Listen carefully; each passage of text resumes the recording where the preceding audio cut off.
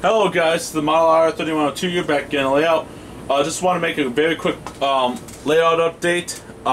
So first off, last week Thursday I went to Engine House Services in Green Bay and picked up some few items. First two items I picked up were new freight cars. On the left is an Athearn ready to roll Trinity 5161 cubic foot hopper in the GATX/CMO paint.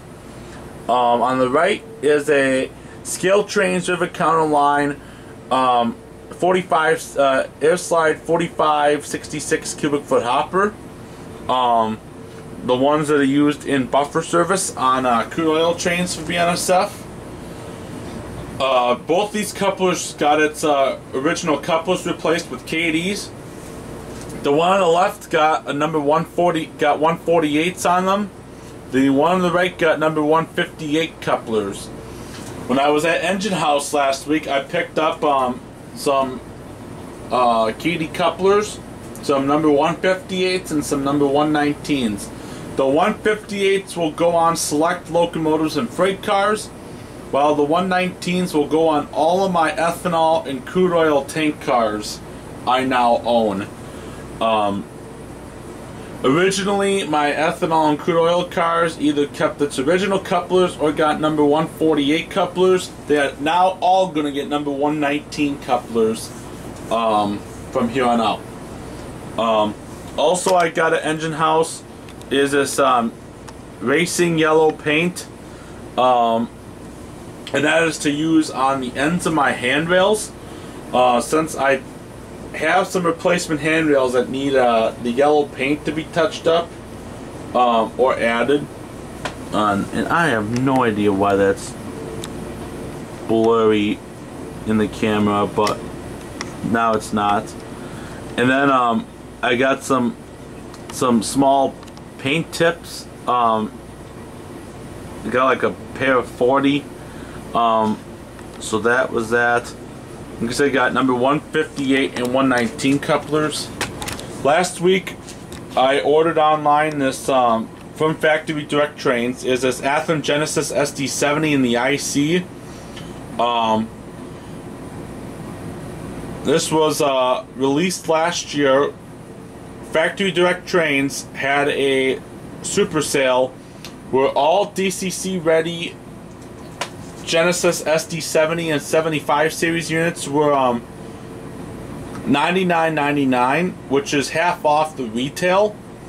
So my plan is to, in the future, probably at the earliest November, and probably won't get done till early 2018, otherwise maybe later on, is send it to BradleyDCC and get custom weathering LEDs, Loksound and Keep Alive.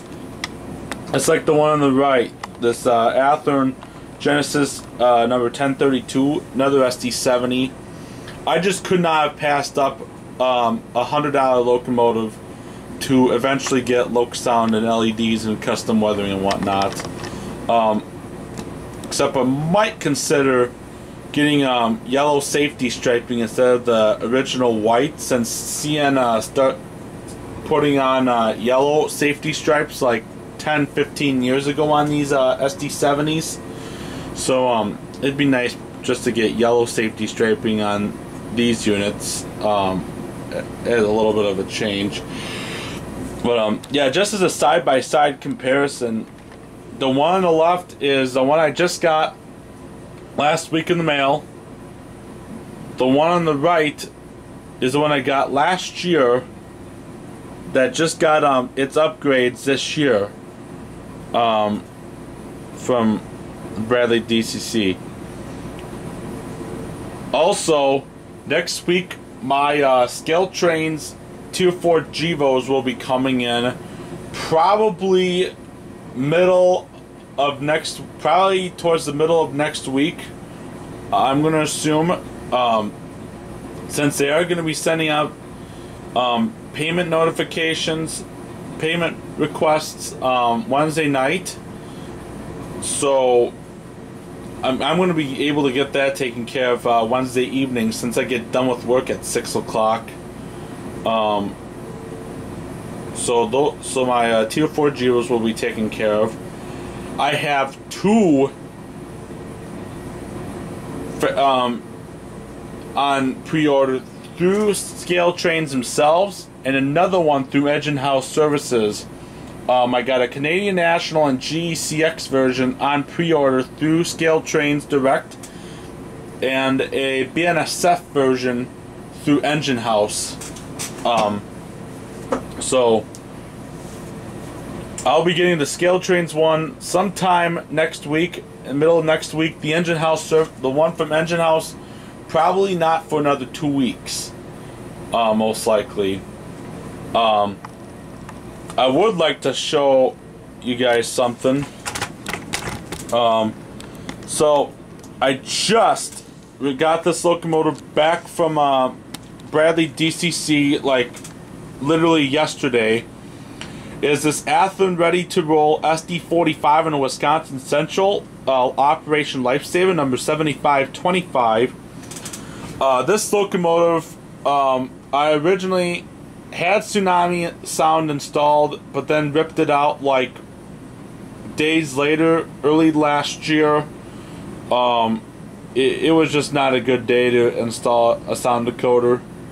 But I took it into BradleyDCC to get custom weathering, which I was not originally going to get custom weathering done on this locomotive, but at the last second decided to, and I do not regret getting it custom weathered now. It looks absolutely phenomenal weathered up, especially when I had him add front and rear ditch lights. I'm trying to get, so here's the front of the locomotive. I do not have the layout powered on right now because of that SD70 I have sitting on the layout, since it does not have a decoder. So here are the ditch lights that he installed. I had him installed both front and rear.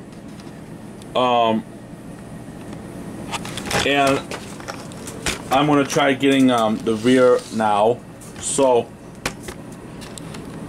and now here are the rear ditch lights on this locomotive.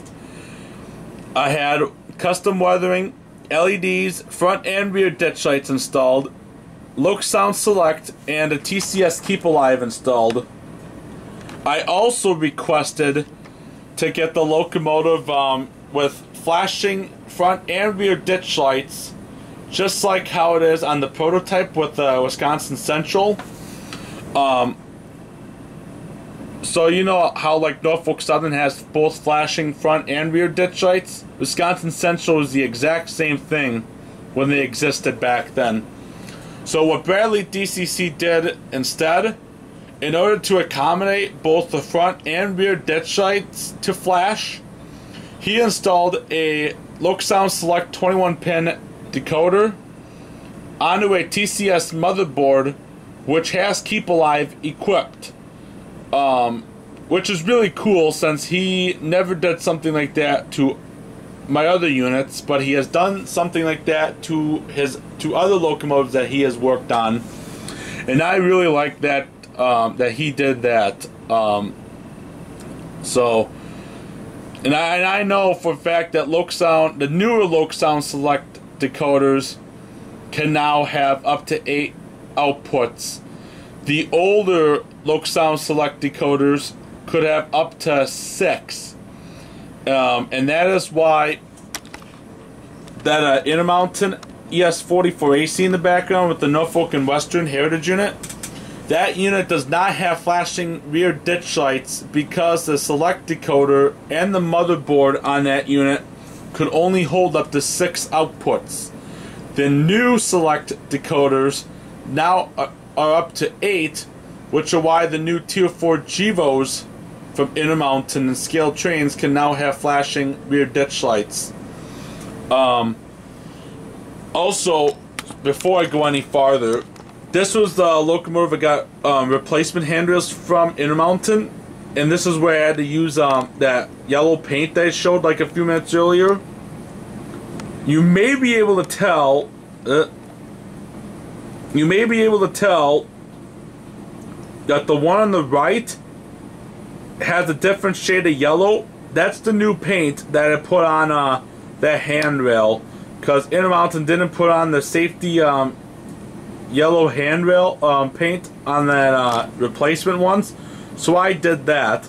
So the one on the left is painted factory from Intermountain, the one by the ditch lights. The one on the long hood, the ends were not painted, so I had to paint that up. From here you cannot tell the difference. When you get up closer, yes. But anyways, back to this SD45. So yeah, I will have a demonstration of this locomotive running with both front and rear ditch lights flashing in the next clip. It is super cool. The ditch lights look cool. The custom weathering looks amazing. Even on the top where the turbocharger is, that's really cool. It even shows better that the top isn't black, or it's an older locomotive that hauls more and gets used a lot. So that is that on this SD45. Like I said, next week, be on the lookout for a review of the all-new ScaleTrains Tier 4 GEVO in the CN and GECX. When I get the BNSF version, I will not do a review, but I'll just show it in a layout update. I have been forgetting to mention a couple of things for sale in my last couple of layout updates.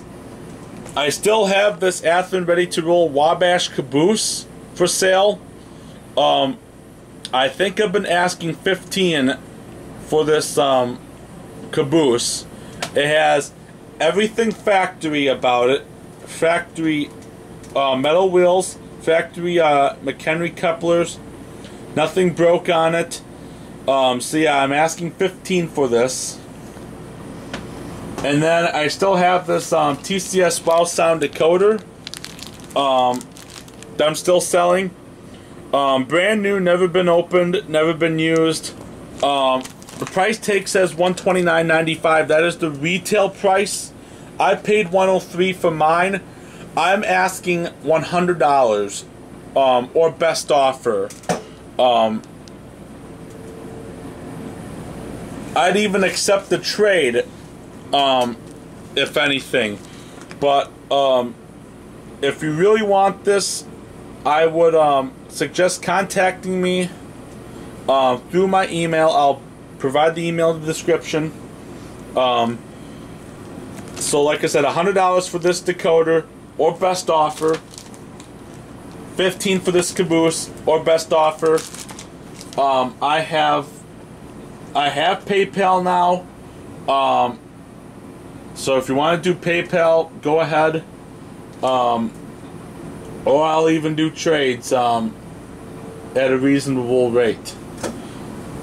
I'm still also, keep forgetting to mention, I still have this Lifelike Proto 2000 chassis that would work for GP7s, 9s, and 18s. Has KD couplers on it, number 5s. Never had an issue with this locomotive running. This is $30.